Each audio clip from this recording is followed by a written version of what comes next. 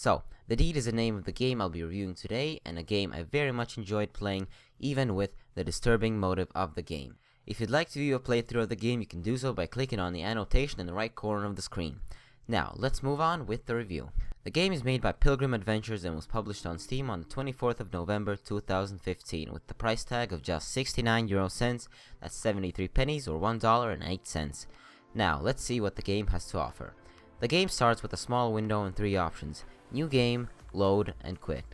When you click New Game, you are taken to another screen with more options about the game. If you'd rather not play on the small screen that it starts up, you can quickly go full screen and even use a gamepad if you prefer that to a keyboard.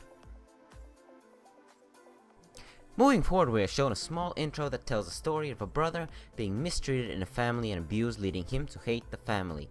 But things turn worse for our main protagonist, Aaron Bruce, when he hears of the news that his sister has inherited his father's property. He decides the best thing to do right now is to murder his sister and take the property for himself.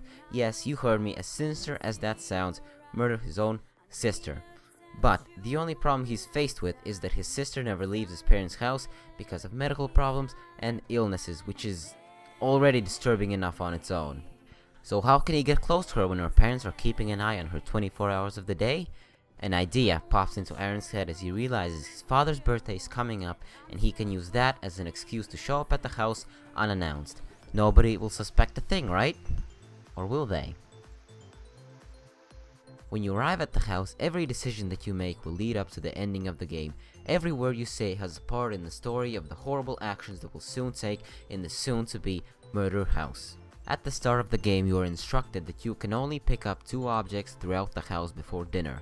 You may then roam around the house looking for a desired weapon of murder, starting from your bare hands to rat poison or even a shotgun.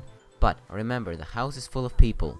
What weapon will you choose? Will you be a silent assassin, or will you poison your sister, or maybe you'll just be blunt and loud? After the deed has been done, an investigator comes to the house and interviews everyone, and this is the part where all your choices have been leading up to now. Did you forget to hide a piece of paper in someone's room before you commit the crime? Or perhaps you spoke out of place during dinner?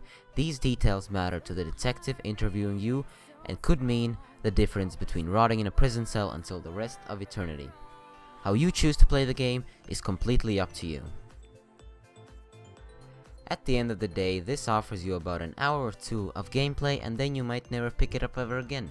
This game is very fun at first when you're trying to get all the possible outcomes of the game while getting achievements for it too, but it stops being fun after you've gotten every ending already. I'm still giving this game an 8 out of 10 because the time that I did play it, I enjoyed it quite a bit. The story is messed up, but still very intriguing. Why not a 10 out of 10? Well, because of what I just mentioned before, and I think the game should show you how to use some of the best mechanics it offers. The first time I was playing it, I had no clue how to plant evidence, therefore didn't use it and basically lost every time. For the price tag, this game is totally worth it and you should definitely get it. I'll be leaving a link to this game's Steam store page in the description and a link to my playthrough of it on the screen right now. This has been Rudolph, and have a nice day.